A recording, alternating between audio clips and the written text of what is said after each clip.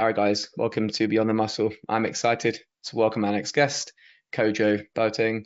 Kojo is a WNBF pro men's physique athlete, and he's also the first men's physique athlete who's been on the podcast, which is really cool.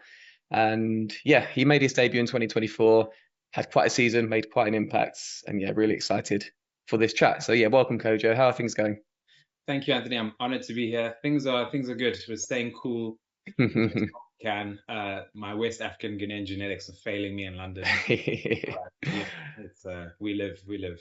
Yeah, good, good. Yeah, I see. I think I can see a fan in the background there. I've got one running Literally, as well, I could just not hide behind it. me. I could not Uh, hide it. I no, tried. no. So yeah, Yeah, yeah. I'm actually just about hiding mine. I thought mine were being shot, which I was fine with, but yeah, it's essential in this weather. No. Yeah. So yeah, how's training going, Kojo? Training is fun. Training's fun. My coach Maddie and I have been using the same programming for pretty much 4 years, and not much has changed. I mean, I'm not doing as much volume as I did prior to my 2024 prep, Hmm. but I would say that we're still progressing quite nicely. And to be honest, I don't feel like that sort of like fire for training, the will to actually go to the gym, that is still there, which for me Yeah, is a good indication that, if you're progressing and things are good as they are, then, it's a good sign. yeah, that is a good sign. And you've been training for quite a few years as well now, haven't you? Yeah, yeah, yeah. I mean, this is I think my 21st year of lifting, something insane, Wow. but Yeah, yeah, truthfully, it's my 10th year of lifting intelligently. When I say yeah, intelligently, I mean like, you have an understanding of volume, intensity, frequency, things like that. yeah. The first 10 years, first decade is just kind of like you go into the gym. If something isn't sore, you just destroy it, and then come in the next week if you can, next day if you can, and then do something different with a friend, that sort of thing. Yeah, that's an important distinction, I think. The difference between training years and then like I guess dedicated training years. Because I'm the same, I've been training for 25 years now, but Wow. yeah, I would be lying if I said that all of those 25 years were focused on hypertrophy and they were optimal because they weren't. I spent some time running, doing cardio in between, just kind of maintaining a physique rather than trying Mm. to improve it. And yeah, there's a big difference. So yeah, in this chat, Coach, I wanted to kind of delve into the topic of mindset, as it pertains to like training and also like the difference between intrinsic, extrinsic motivation as well. But before we do that, Kojo, you had a great 2024 season. How was it? How was your season?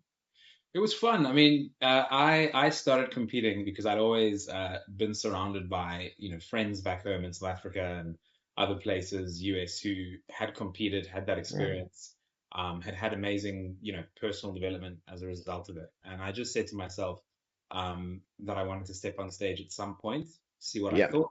I planned on competing in 2020, and then Uh, obviously COVID-19, and I yeah. moved country, came here. So it didn't come together. But it was a really fun season just because for me it was like a lot of firsts. Mm, My season obviously progressed quite quickly, so it was like to kind of end it being at WNBF Worlds was insanity, for like my yeah. so that was really fun. But I would say it was mostly just experiential for me. I just needed to get on stage, see how it felt, see if I enjoyed it. And it stuck. I'm definitely going to compete again. Yeah. Yeah, good. So yeah, like a lot of my guests, actually, you'd and myself, you've been training for quite a long time before you'd even considered Yeah. stepping on stage. Mm. Um, and yeah, because I remember I saw the pictures of you at the first timers at the WNBF, and you looked incredible. But then you consider that you've been training for many, many years up until that point. And I think we briefly met at the WNBF Supernaturals, maybe We backstage, did. Yeah, we potentially. Yeah, did. yeah, we did. I remember. Yeah, yeah. Um, so you did three shows in 2024. I Is did that three right? shows. I did three shows. Yeah, I did three shows. It was quite a long season. It started obviously in that June show Yeah. for WNBA first timers, and then obviously ended in Worlds in mid-November. Hmm. So the season wasn't as focused, Yeah. but I think it was a good experience for me just getting my feet in the water when it came to the different kinds of shows, seeing what the pro level is like, so that Mm. the next season can be a bit more focused. It'll be much shorter, but more targeted as well. Yeah, that makes sense. How did you manage kind of keeping that condition for a long period of time? Honestly, like some of it I don't remember, and Right, right. I don't know if it's the hunger or what it is. No, but I think I was able to Maddie and I, my coach, we were able to basically get into what we thought was good stage condition Hmm. around June. But I knew I needed to be a bit leaner. That was some of my feedback. So we had a bit of a holding phase for Yeah. honestly like maybe a month and a half. There was a lot of time between. Mm. So we had a holding phase. My activity levels were high enough such that I was able to like sort of eat up a little bit. Yeah, yeah. So we could sustain some good training. My joints weren't as beaten up that summer. So by the time that September came, and some of the sort of smaller niggles and the wear and tear started to show itself, from being Mm. so long. It wasn't as bad because we had gone into a prep and then done another holding phase before Worlds. Okay. I will say though that by the time that November came and it was time for Worlds, Mm. like my digestion was just struggling at that point because at a Mm. certain point, being that lean, eating the same foods for that period of time, Hmm. your body just says, okay, this is fun, but we need to kind of have an end date here. So yeah, it Yeah, was definitely a learning curve for me. that's so true. Yeah, there's only so much the body can take, I think, isn't there, really? Yeah. How was like obviously having to up calories because that's what I'm hoping to do for this current prep actually Yeah, is to kind yeah. of eat into shows. I've never had to do that before, but how was it mentally knowing that you've had to diet for so long? And there's something that comes with dieting. Obviously, it's very hard, it's very grueling, but at the same time, that level of focus, I think people get quite addicted to. How was it then having to up calories while still knowing that you're going to be competing that year? Yeah. It was quite daunting at first. I mean, the first thought that you have is, I'm going to lose all my progress. Yeah, yeah. I'm just going to lose, whatever striations I can see. Things are not going to go the way that I need them to. But I think for me, going into it, the most important thing to remember is that mentally, the calories will help you Mm, sustain training output. yeah, Because at the end of the day, the training is sort of the gold when it comes to anything bodybuilding related. If the yeah, training goes down the drain, then at some point that's going to show in your physique on stage. yeah. So the eating up, the most important part of it, I think, is probably just remembering that keeping your training at the forefront of your mind is going to Mm, motivate you to just sort of make sure that you're well fed going into those sessions. mm, But it also depends. I mean, obviously, you know what you're doing as well. So you'll be eating just enough to mm, sustain training output and not yeah. necessarily, overfeeding, that sort of thing. So Mm. it really boils down, I think, to the individual, but it's more psychological, I think, at the end of the day. Yeah, that makes sense. I'm curious actually. How was hunger after you up the calories? Did it actually get better or worse? Hunger got a little bit worse the first time we did what looked like a refeed. So maybe Yep. after the first show, hunger was actually okay, but I would say that within about a week or two of sitting at slightly higher calories, the body obviously at that point just wants more. So Mm, sort of like there was a period where I was much more ravenous than usual. yeah. But then by the time that I had actually finished my season and it was time to eat up, so this would have been my third refeed essentially, Mm, going back to kind of a normal caloric level and intake. yeah. I was kind of not as hungry, which sort of caught me off guard. But I think it's also because um, I had had several reminders that the food was always going to be there, Yeah. Yeah.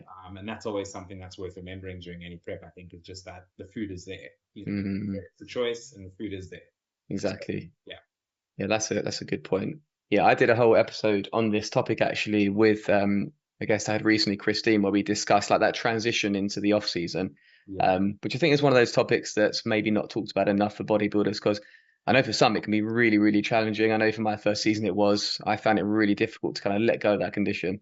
yeah. And by contrast, like 2024 was so much easier. I think Mm. just I went into it with a different mindset of yeah, I have to grow, I have to get the calories up, and I was more than happy to let go of condition. Yeah. How was it for you? Being this was your first competitive season. How was that transition into the off season, knowing that you're going to have to let go of condition? Yeah, obviously a lot of people find it quite difficult to let go of, like the stage shreds and being that lean and all that stuff, the aesthetic of it. But I didn't mind. I think I would say the first 2 months, I didn't mind looking more relatively normal, if that makes Okay. sense. I was just tired of getting questions from, loved ones about like, am I okay? Yeah, yeah, you're yeah. in FaceTime and everyone is on the FaceTime and you can just see your sunken eyes in the chat. Mm, People are like, wow, like this guy yeah. he's not okay. Like I think at some point, I was happy to feel like I had my energy back, some parts of my energy back. But obviously, the deeper you get into an off season, and after prep, after that season, we had decided that we were going to do a massing phase. Yeah. I typically do a massing phase every year for some part of the year. It's normally like a small surplus of some kind. But that was the biggest surplus that we'd had in a while, Okay. specifically because I wanted to push body weight up to a degree that I hadn't really done in a long time. Hmm. And it was good. I think mentally it was good, but it was Yeah. definitely quite challenging by the time that I realized I wanted to diet down again just to sort of stabilize body weight. Mm, I definitely was at a point where I was like, do you know what? I do feel better when I'm leaner. hmm. But obviously there's a cutoff point.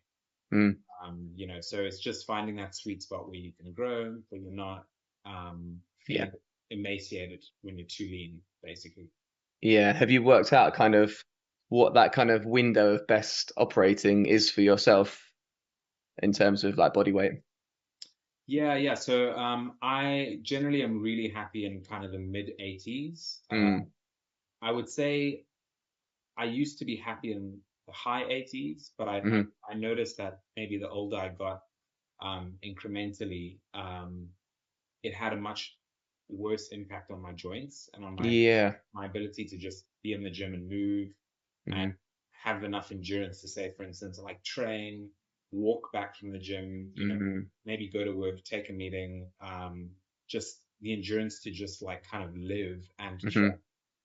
It gets worse the heavier that I get. So I feel Yeah. like it's kind of like maybe the mid 80s for me is a cutoff point. That makes sense. Yeah, it's funny actually because I experienced that for the first time as well. This off season is just Mm-hmm. obviously everyone talks about having low energy. When your body fat's low, it's kind of a given, it's expected. But Yeah, the same thing happens to a lesser extent, admittedly, when you get heavier as well. Like the energy levels do drop a little bit. yeah, You yeah, in a different way, but you feel kind of sluggish, yeah. lethargic. And I had that same thing on my joints as well. Just yeah, you can feel the extra pressure on the knees, on the hips, on the ankles, just from carrying like an extra 10 kilos or Literally, so. literally, yeah, yeah. Yeah. I think people underestimate it when you're much younger. I mean, obviously, I remember doing a crazy massing phase like we all do when you're like early 20s. Oh yeah, you have to. Um, Yeah. I don't recall ever feeling mentally uncomfortable because I think Mm, there's a point where you're just like more is better. yeah. But the older you get, I mean, you want to stay in this for a long time, Yeah. and you don't want to mess up your just to be real, you don't want to mess up your body image when it comes to maybe the fact that you like to train, but you also want to Mm, feel that you have the capability to train and look the way that you want to look. yeah. So yeah, you don't need to overfeed, and we have enough evidence to show that now. So Yeah, yeah. That's a good point. One thing I wanted to ask you, Coach, obviously you did men's physique last year. What was your decision for doing men's physique? And did you ever consider like doing classic or doing bodybuilding at all? yeah, yeah. So I did bodybuilding as my ironically as my first choice for the first timers and novice championships, Yeah. WNBF. So we did that. Oh, I Uh, didn't actually see. Oh, I didn't know that. yeah, yeah, no, no, no. So Ah. don't worry. So Oh, the yeah. Okay. I think they're like two pictures. I don't know somewhere. Right, right. I did that with Innocent, who Hmm. is multi-world championship winner. Yeah. Uh, Amazing bodybuilder. Yeah. amazing, amazing physique, and another friend called Jonathan, and I came third in that lineup. Had Hmm. a great time. That was initially my category of choice, but I'd wanted to do men's physique because I knew people who had competed in men's physique, Right. who had really enjoyed it, and I just said to myself that I liked the aesthetic of the look. I liked Hmm. sort of how people were showcasing their physiques in what I thought was a very different way. Hmm. Men's physique was my second choice, and when we did men's physique, obviously the results for that were great, and Hmm. I found that this is a category that I like. Why not sort of pursue this and see what happens? So I would say men's physique was more of my wild card. It wasn't really my initial mainstay at first, but Interesting. yeah, but I like the division. I like the aesthetic that it brings, and I think that at least in the natural side, I think it's going in a good direction. Mm. Yeah, that's interesting. I never knew that. Yeah, I thought. men's physique was your kind of first choice, but Yeah. that's interesting. Yeah. Yeah. Would you ever consider doing classic or bodybuilding in the future, do you think? I would like to do bodybuilding again. Hmm. I'm not sure, I'm not entirely sure about the classic physique, but I think Hmm. bodybuilding is definitely something that I would like to try again at some point. Yeah. The biggest thing for me was that my lower body, we just needed to bring it up to speed with my upper. Yeah. Yeah. And I think that's happening. It's happening gradually, but obviously at some point, it would be great to just try both divisions, Mm. see how it feels. Yeah. Yeah, and I think it's definitely a misconception that men's physique guys don't. Yeah, and maybe it's not really a mis. It is. Maybe not many people think this anymore, but they used to think that men's physique guys didn't need to train legs. But Yeah, you yeah. can see with the shorts, they definitely sculpted, muscular legs will definitely yield a much better look. So yeah, Yeah. it's just almost a shame that you can't see the separation in the same way. But at the Yeah. same time, you need that mass there in the legs You for do. sure. You definitely do. Yeah. I mean, there's some shorts now, I would say maybe some kind of newer generation shorts that are being made where they're made specifically so that you can see quad separation. I see. And it's a great look. I mean, I think, to some extent, it's kind of like you're sacrificing the hours in training. Hmm. It's a good idea to just showcase, what you've built. Definitely. Yeah. Yeah. Are the shorts higher up, or are they just you see the separation between the in the actual shorts? How does it work? Some of them, based on the fabric that's used, you can see separation in the shorts, but I see. generally, they sort of cut a bit higher above the Got knee. it. So they're not super short, but they're tapered in a way that is a bit more flattering to like a quad sweep, for instance. Yeah, okay, that makes sense. Yeah. Oh, that's good. Yeah, that'd be a good direction for the sport to go in. Yeah, definitely. Definitely, definitely. Um, what were some of the biggest lessons you learned in 2024? I think the biggest one was being able to just uh, Hmm. sit with discomfort and delayed gratification was a big one, Hmm. a huge one. Prep, I believe, teaches you, well, firstly, when you do a prep, I think you have to just kind of, what I've noticed a lot of other pros who have, doing this for a long time doing, as well as just my own experience as a first timer that year. Yeah. What helps is just sort of being quite organized. So Mm. having an understanding of the fact that in order to make your life as stress-free as possible while you're stage lean, Yeah. you have to adopt kind of a mentality that's very that's okay with things not necessarily being perfect when Yeah. change. And I think that's not just, you know, for, oh, I've woken up today and I don't look the way that I want to look, but Mhm. also in terms of like the people around me, maybe my work, Mm. because when you're stage lean, I think you're more sensitive to maybe your environment, maybe some of the Mm. people that are around you, because frankly, like you're hungry. Hmm. So you have to become a lot more patient. I think you have Yeah. to be a lot less impulsive. Uh, Mm. it's very easy to be like, oh, things are not moving the way that I want. Let's change the plan today. Mm. You're so desperate for that result, but obviously that might completely mess up everything you're doing. Yeah.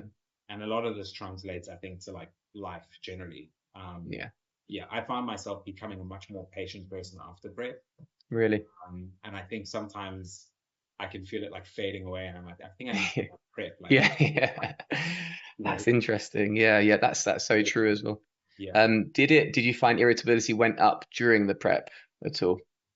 Honestly, it was very strange because a lot of things happened in 2024 that, or just like made me feel quite on edge, probably Hmm. disrupted my life generally. I remember having a work phone stolen that year. Hmm. I was like texting a friend on the corner of the street or something in London. Right. A kid on a bike just came, took my phone, Oh and no. I knew I had a work call the next day. And Hmm. that specific phone was like my private phone. So I remember it got taken and I was like mid prep, and I remember my first thought being, okay, so how am I going to track dinner? You know, Yeah. and I was like, that's an amazing reaction because like Mm. ordinarily I probably would have just been pissed off for 2 weeks, but I just Mm. sort of found myself like, okay, I need to adapt to the situation. I contacted everyone I needed to contact, my laptop at home, whatever. Found a way to track my macros, analog through like Excel or whatever, and I shared that with Mm. my coach.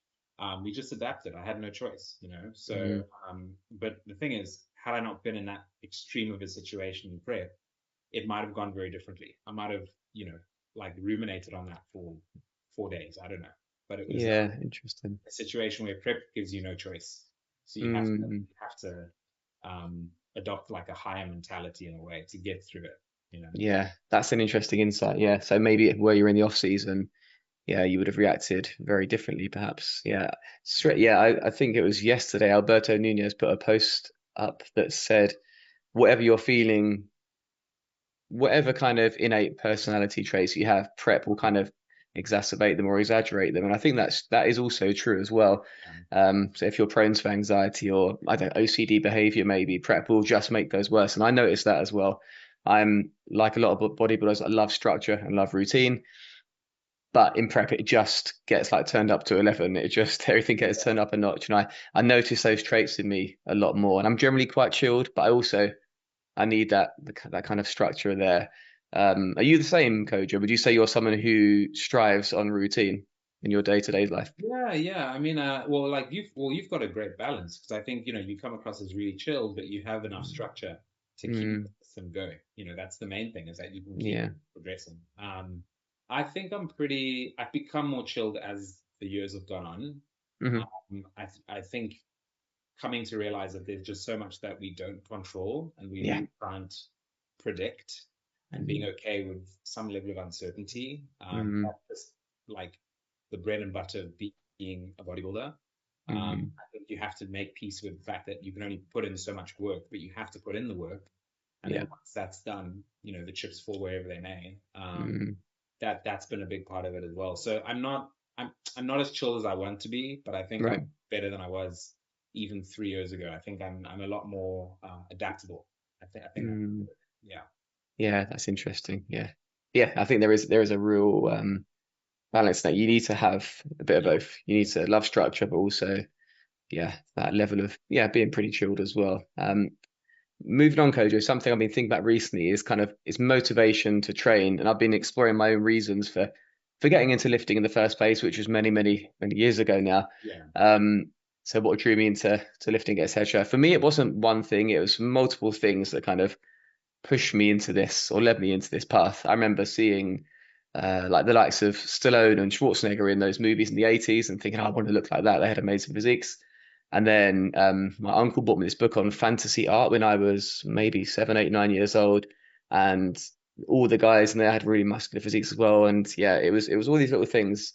I think then I saw Rocky Four and Pumping Iron, and I thought, yeah, I need to start getting into lifting.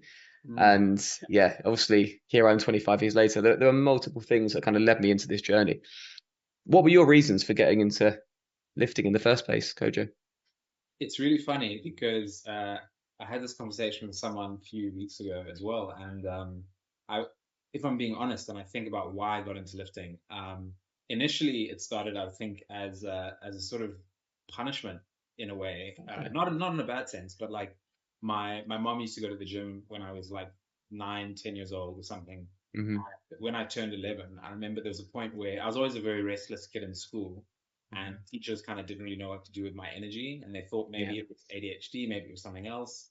And my mom was like, "No, trust me, I've got it sorted." So she just started bringing me to the gym with her when I was Wow. 11 years old, as a way for me to just kind of get rid of all that excess energy. And Hmm. I didn't have a program. She had a trainer at the time, but I would just kind of watch their sessions and do my own thing. Yeah. Eventually, her trainer was like, "Hey, listen, my best friend is also a trainer at this gym. He was an IFBB pro. I had no idea what that was at the time, Yeah. but humongous Jamaican former sprinter, and he trained me for like 3 years. Hmm. Very basic sort of lifting drills, and we used to do a lot of plyometrics as well. But that sort of lit the initial fire. Mm. And again, that was mostly to just get rid of the fact that you know I had so much energy excessively, like coming back Mm. from school, and my parents didn't know what to do with it. So they're like, "Damn, he's a lot better behaved when he lifts." So something that you know we can get him into. And then I just sustained that throughout my teenage years in high school, mainly because in South Africa we played a lot of rugby growing up, so a lot of like contact sports, rugby, hockey, things like that, and Hmm. the coaches that we had would encourage us to lift so that we didn't get injured in season. Yeah. So that's something that I used to do almost religiously with my friends when I was, between the ages of 13 to maybe 18. Hmm. And then by the time that I went off to college, it had just become a bit of a habit. And I was very lucky Yeah. that I had never seen the gym as something that was negative. I had always seen it as something that allowed me to do things that I wanted to do without getting injured, So Mm. that was like the initial base. Yeah. So by the time I was in college, if there were weeks when I didn't go to the gym, I would just feel weird, Mm. because by then it had become a habit. So whether my training was intelligent, that's another thing. But Hmm. I just knew that if I got a lift in, I'd probably have a better time focusing on like studying for exams or something like that. So Mm. yeah, it was like, I think the word is permissive. It was permissive Yeah. for the kind of life that I wanted to have. So you got when did you first like start lifting weights? Were you 11? You were saying? I was 11. Yeah. Wow. Yeah, but it's funny. I can't remember specifics about the training, but I do remember doing things like weighted walking lunges around Okay. like an athletic track with this Jamaican guy behind me telling me Yeah. that Yeah. my knees had to touch the floor, otherwise the rep didn't count. Wow. And like I hated him for it, but like Yeah. I started to see like leg development, and then my rugby got better, and then I moved up teams, and I was like, oh wow, this is actually having an effect on like my private life as well. So it's great. Mm. So there were little things like that that when I think back, I'm grateful for, uh, Mm. and I think mainly just because there were a lot of adults in my life who had a positive relationship with physical movement, Hmm. including my mother. So I never saw it as something that was negative or to be Yeah. avoided. I think we're very fortunate as people who enjoy lifting because most of the general population in kind of the industrialized world. I mean, the act of going to the gym is almost seen as a form of rebellion, Mm. which is sad at the end of the day, just based on how we live our lives today. Yeah, that's true. Yeah, you're right. It's a fortunate thing.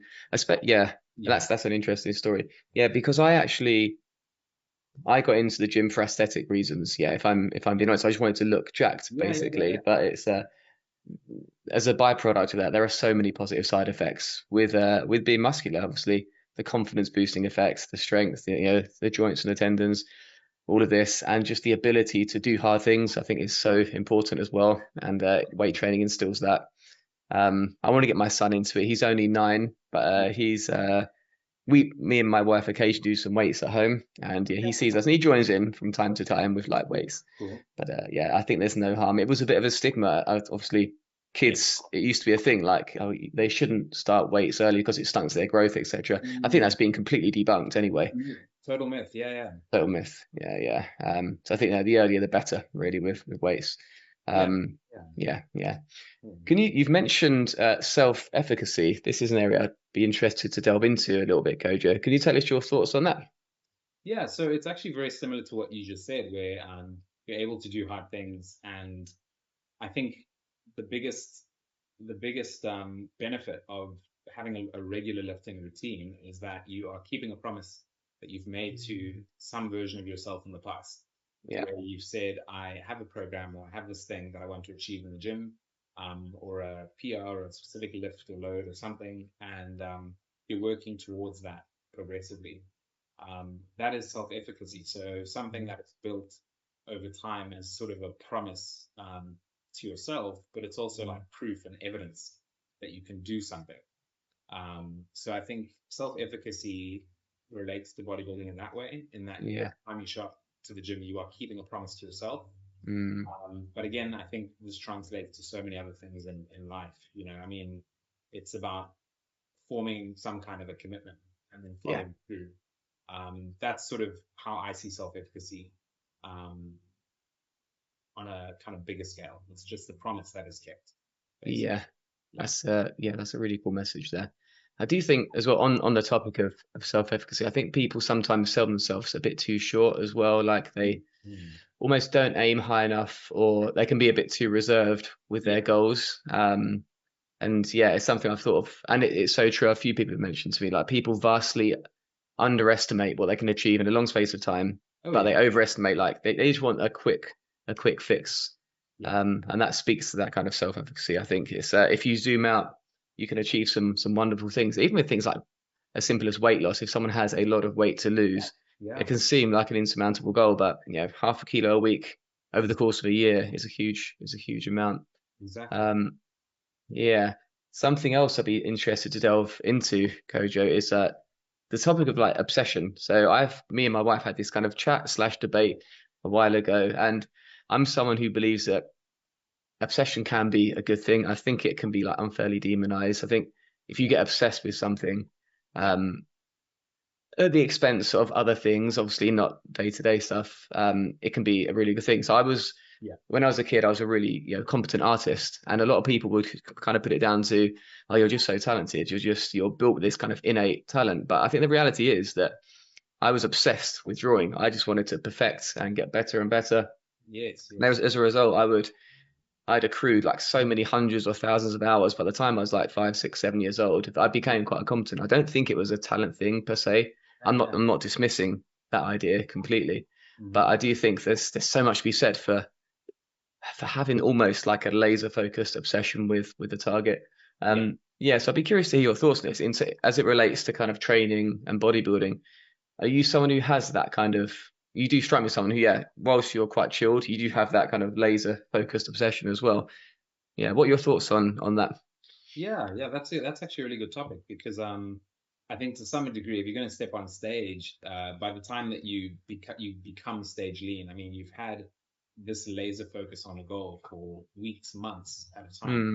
Mm, If you're not obsessed with the idea of being your best self on a mm, stage, you're not going to get to stage, you know. no, yeah, But again, outside of bodybuilding, I'm definitely someone who if I set goals, I may not necessarily specify what the goal is, hmm, but I often know how I want to feel about something, yeah, and I'll try and progressively work towards that. I've become a lot better at this because of competing. Sort of setting a goal or naming a thing, and then putting a plan in place to incrementally work towards it, hmm, even if it's like I do this one thing every day, and then again zoom out, bigger picture. Maybe in 10 months we have a hmm, complete puzzle. It yeah, depends. But I would say that with my training, I'm a lot more obsessed than I used to be, okay, in a healthier way. mm, Because I used to spend a lot more time in the gym. I mean, there was a point in time when I was doing about 24 sets per week for every single muscle group, oh wow, with the yeah, exception of quads, which were getting maybe 18. I was doing still a lot, yeah, excessively high level of volume, mm, which was fine in my 20s. And I had the hmm, time. I was a student. I was working part time. I had the time. It's yeah, fine. But I felt that that's what I needed to do in order to get the results that I needed to get. mm, And that's okay. It worked at the time, but I think it was obsession that was a bit misguided, in the sense that now I'm more obsessed with the programming elements of yeah, how flexible is my program. For instance, if something comes up at work or in my life and I can only train 3 or 4 days this week as opposed to like my usual five, hmm, is my program sturdy enough such that I can maybe not have one of those days in the gym, but my intensity is high enough to give me the results that I need to get. mm, I'm more obsessed with the strategy of how I do things these days, as opposed to just, it's simply the hours. It's simply the hours. I mean, yeah, a lot of the yeah, time, it's about how you approach something. So for me, I'm finding that I get much better results obsessing mm, with how I think about doing things and how I do things, yeah, like on an execution level, versus just like ignoring everyone, everything, like yeah, all my relationships and friendships, and just doing this one thing, and maybe forgetting that hmm, everything is interconnected. yeah, that's interesting. Yeah, it sounds like you've got a lot more balance now then. Yeah. I think that's something that you have to, yeah, kind of get over time, really. I think, yeah, Yeah, that obsessive kind of behavior. I think a lot of bodybuilders have that at the start, and then they kind of work out a way, or hopefully, of integrating that into yeah, their life, really, so it doesn't become all encompassing. Because I think, yeah, with a pursuit like this, especially when you're competing, I think it's a bit different in the off season. mm, But mm, yeah, you do need that extra level of obsession, I think, because bodybuilding is like, I know for me at the moment, it's always at the forefront of my mind. I wake up, the first thing I do is weigh myself, then I yeah, go to posing practice, and I'm weighing my food. It's like yeah, yeah, yeah, it's one of those sports that's never not there. yeah, yeah, yeah, So, but I suppose if you, it's like akin to like tracking calories, really. It's just something you do as part of your life. So Yes. it almost doesn't come across as an obsession at that point. But yeah, it was just interesting. I think, yeah, for me, obsession, it's kind of unfairly demonized, but I think if you want to be elite at anything, it's almost a prerequisite. Yes, yes, and I think you've nailed it. I mean, the key to becoming obsessed in a healthy, maybe not even healthy, but becoming obsessed with results is to Mm, integrate it into your life. It mm, has to be integration. If that thing becomes your life, unless you have the time and you want it to be, and maybe it's your main source of income, or I don't know, but like, mm, if that's you, that's cool. But if you're able to integrate it into your life without all the other things suffering, yeah, that's obsession done right. You know what I yeah, mean? yeah, yeah. That's a Yeah. good point.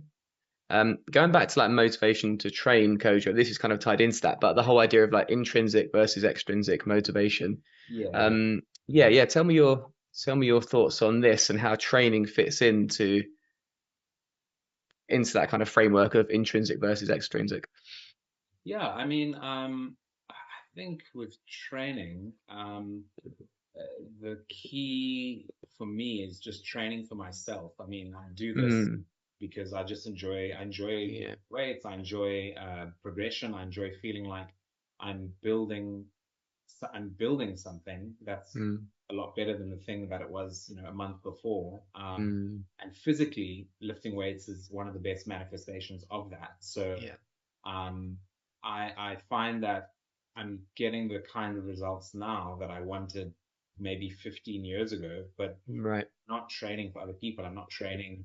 I mean, yeah, of course, objectively as bodybuilders, we train so that we can outdo what we brought to stage maybe, a couple years before, that sort of thing.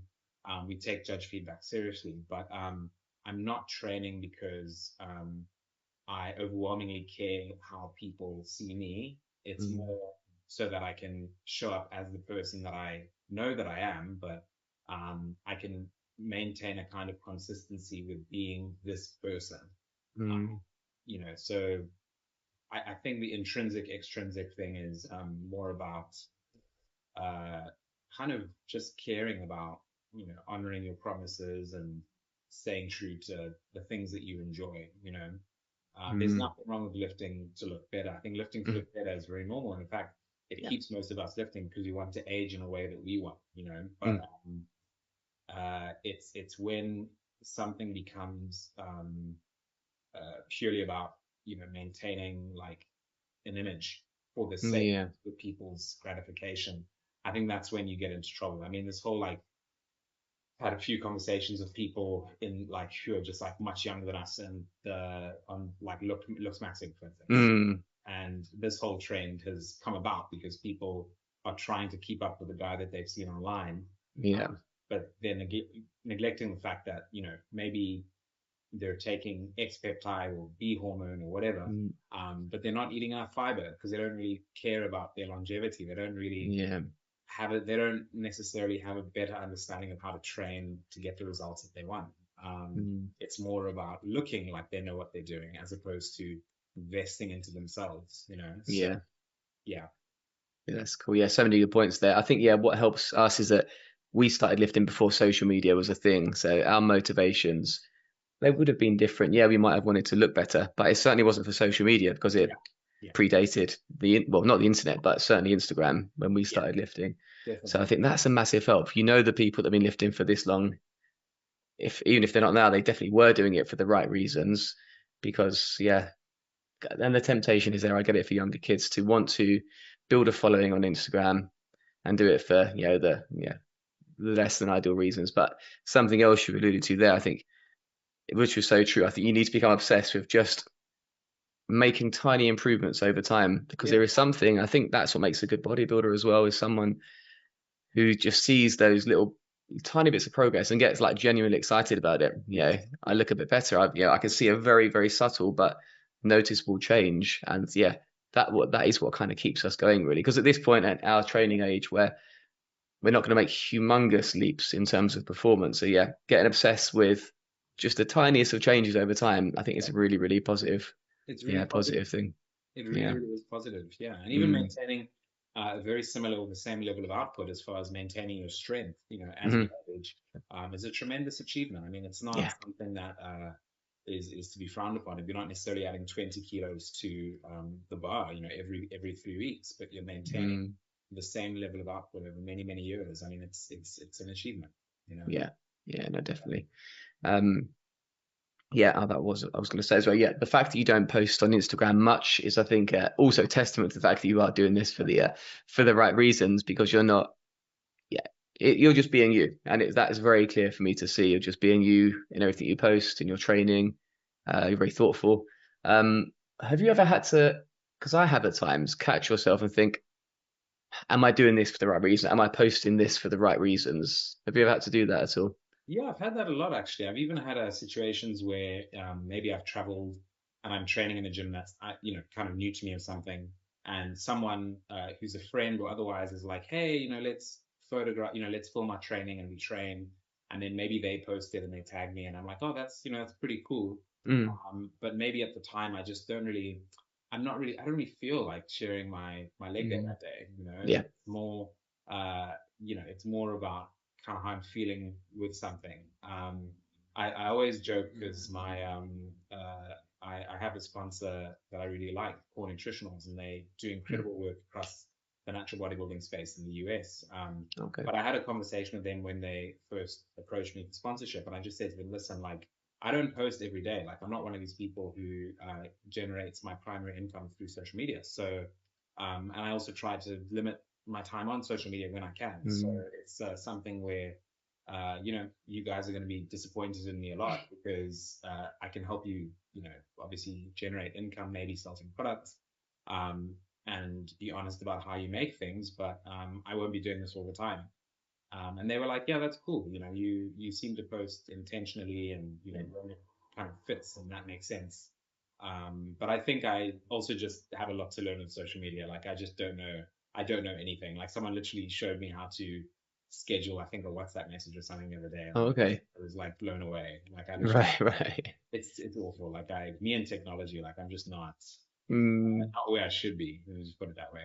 yeah, yeah. I mean, I don't think that's a bad thing, to be fair, because yeah, it comes across as you just being honest and you being, Yeah. yeah, you essentially, rather than, yeah, what you think people, yeah, want to see. You're just being yourself. So I think that's a good I thing. appreciate it. Yeah, yeah. So going back to your training, Kojo, obviously you've been training for quite a long time now. How have you had to adapt to it? You mentioned you've dropped the volume Yeah. slightly over time, well, quite a lot, I guess. How else have you had to change your training over your training career? Yeah, so I think the biggest change, which came 2.5 years ago. So I was midway through my season, 2024, after the first show that we did, and my joints were just like burning up. I mean, it was like I was sleeping and my elbows were like on fire. I could feel them Mm, dreaming. It was terrible. So I realized that I was doing an excessive amount of volume. Because I thought that I had to do that volume to maintain my muscle mass. And then yeah. obviously the more research that more and more research is coming out, being published about minimum effective volume. A lot Mm, more people who are scientists in the space were speaking out. yeah. And I just realized that a lot of what I was doing was quite unnecessary, and I was mentally burning out before physical. Um, Right. Yeah. if you can, I think I think volume cycling is probably the most valuable thing that I've learned in the last 5 years. Okay. In the sense that volume is a tool, mechanical tension is obviously the source of where our growth comes from, and the more proximity you can get to failure over time, or the more failure points you can generate over a training lifetime, Hmm. the more you'll grow. And Mm, you're not gonna get that dose regularly if the volume is inappropriate or if it's not necessarily if it doesn't cater to your lifestyle. yeah. Yeah. And again, in my early 20s, doing that much volume, I could recover. I didn't have as Yeah. much life stress. Work was a bit of a joke, so it wasn't like um, I had to mentally prepare for my leg days, things like that. Hmm. So I could get through that volume and recover quite quickly. But then obviously the older you get, you have to think about, what can I sustain over Yeah. time? And yeah, my coach and I figured out that we were able to essentially halve my volume for most muscle groups, with the exception of lower body.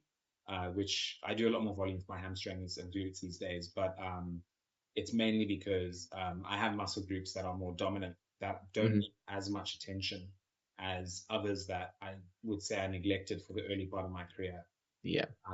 And so, yeah, volume cycling is an incredibly useful tool. I think it's something that anyone and everyone at some point should probably consider if they want to bring up a muscle group that they think is lagging, Mm-hmm. but without feeling that mental pressure that they have to train everything super high volume all Mm. the time just because it's maybe quite trendy right now. Yeah. If you have the time, cool, but most people don't. Yeah. That's such a good point. Yeah.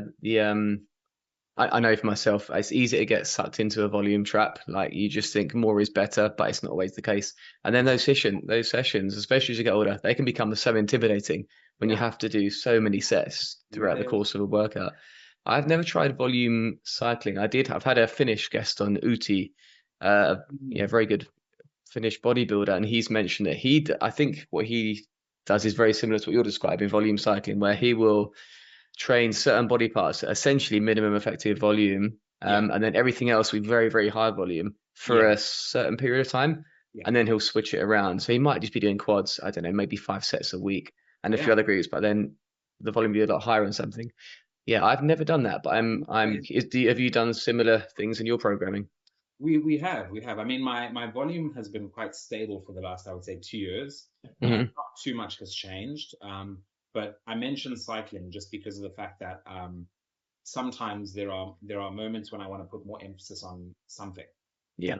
and maybe that week I'll have a particularly busy week, and so it Mm. makes more sense to just kind of keep something on maybe maintenance volume, Mm. which we're kind of now realizing is something like I think between a third to about half of your general volume for something. Yeah. And then you just train something a little bit more. Mm. I don't do that often, but what I will say that I do now is that I am a lot more aware of how intensely I'm training. And Right.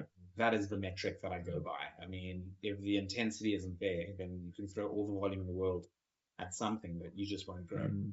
So, Yeah. yeah, it's can I recover? Am I progressing? Hmm. If I am, then these two things are probably fine. Uh, Mm. and yeah, just sort of going from there.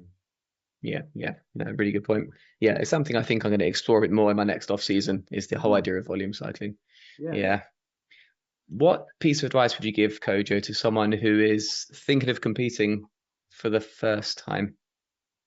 Wow. Uh, I actually never thought about this. no, For the first time, I would say, well, the first question, I think it's a very generic question, but maybe yeah, yeah. not your question, my No, no. question. I'm about to ask is generic. Oh, sorry. All right. No, no, Yeah. no, no, not your question. You're a great interviewer. No, no, no. My generic question would be, what are your motivations for competing? Mm, That's the first one. hmm. Why do you want to do this? Um, that should that should get someone thinking about, is this can I really do a prep for, you know, 18 to 25 weeks or whatever? Can I Hmm. do a prep? You know, why do you want to do this? And then the next thing will probably be, do you love training enough to Hmm. handle a prep? Because if a person doesn't want to be in the gym, doesn't want to be training, they're going to bring something to stage that they're a little bit embarrassed about. Mm, That's not a nice feeling, just feeling like you could have worked a bit harder. You could have done a bit more to retain a bit more muscle. Yeah, it's really sad whenever I see stories or I've met people who've had seasons and they were just kind of almost ashamed of what they brought to stage. They just yeah. weren't happy with something because they feel like they didn't work hard enough or they didn't put in enough time with their training. That I think is something that is preventable. Maybe it's Yeah. just not the right time for a prep. Hmm. Maybe you're training too much and your volume is not appropriate to your needs and your lifestyle. Mm, So your intensity suffers. Things like that. I think it's why you want to do this, and yeah. do you actually like training? Because Yeah. that'll be tested. Yeah, I love that. That's generic maybe, but so important. Like, what is your why for stepping Yeah, on stage, really? And sometimes it can't even put into words. It's just like it's a physical expression, isn't it, of yourself, I think. And yeah, you just have to be drawn to wanting to compete on stage, and I know I am, I know you are as well, just wanting to Yeah, yeah, showcase a physique, and yeah, maybe not everyone has that, and those people shouldn't step on stage. And that's so true. Such a good point there. yeah. Um, yeah, love that. Well, I think this kind of brings us to the end of what I wanted to ask you. This has been really, really fun, Kojo. You've made some Thank you, great man. points there. I've enjoyed Thank this you. thoroughly. I'm honored to. As no, it's been awesome. As I did with all my guests, it's time for the quickfire questions. So, what is your favorite film? Oh my gosh, yeah. You do ask people this. Yes. Yes, you'd forgotten about this bit. I've completely forgotten about this bit. Oh man. Oh, this is so difficult. I'm like such a cinephile. I love films. I think that my favorite film, two come to mind, Mm, like maybe joint first. mhm. And I'm ranking these because of the fact that every time I watch these films, I have a very like profound emotional response to them, and I can't fully explain what it is that I feel, but they somehow connect with me. First one would probably be The Perks of Being a Wallflower. I love that film. Okay. Perks of Being a Wallflower. I don't even know who it's directed by. It has a lot of it has a stacked cast.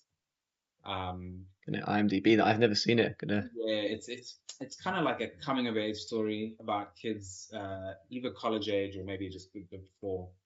One of them is an introvert and he's very shy. Right, right. Him kind of coming into himself, and a few of them kind of it's like kind of a self-discovery story, but it's Yeah. quite an emotional film. It's really nice. Emma Watson is in it. Is that right? Emma Watson's in that. Yeah, yeah, Yeah, it gets very good reviews on IMDb. Stephen Chbosky. Yeah, yeah. very. I'm gonna check it out. You know, Yeah, it's it's a my good watch film. list. Okay. Yeah. What was the other one? That would be tied with, and again, film that everyone was talking about last year. I don't care. Sinners. I love Sinners. I think Sinners is I uh, never saw that. I heard it was good. it's a very good movie. It's a multi-genre, so it's got something for everyone. You know, if you like horror, if you like romance, if you like family drama, if you like Mm-hmm. historical biopic, it's Yeah. got everything, and it's a good balance. Okay, interesting. I'll check that out too. What are your hobbies outside of bodybuilding? Outside of bodybuilding, I used to, haven't done this in a few years. I'm not gonna lie, so I don't know if it counts as a hobby. But I used to be very musical. I used to love playing the Ah, piano.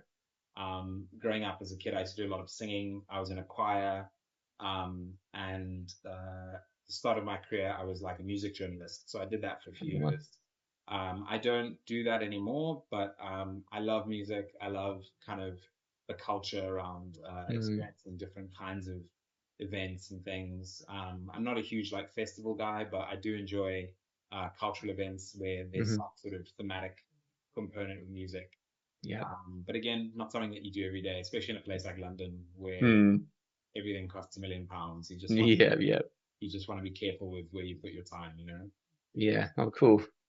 Yeah, no, that's good. And lastly, Kojo, what piece of advice would you give for your younger self? Wow, these questions, man. I would younger self. I would say just stay the course, you know, just stay in the fight, just keep doing the do. That's Hmm. the main thing I would say. Yeah. Yeah, I feel like uh sustaining a certain level of output, just doing the same things, not being Mm, afraid to do the same things again and again, mm, tends to lead to the sort of results that most people want to see. yeah, yeah. And yeah, I used to like to chop and change different things when I was much younger. You know, I couldn't stick to something for more than 2 weeks. Didn't matter what it Mm, was. I would say get rid of that. yeah, I can definitely relate to that. Yeah, no, great piece of advice. Well, look, Kojo, this has been a lot of fun. Thank you so much for joining me. Been looking forward to this chat, and yeah, you've given us some great points to mull over. So yeah, thank you. Thank you. Yeah, Thank it's you. been a lot of fun, and yeah, thank you guys for watching and for listening, and we'll see you next time. Cheers.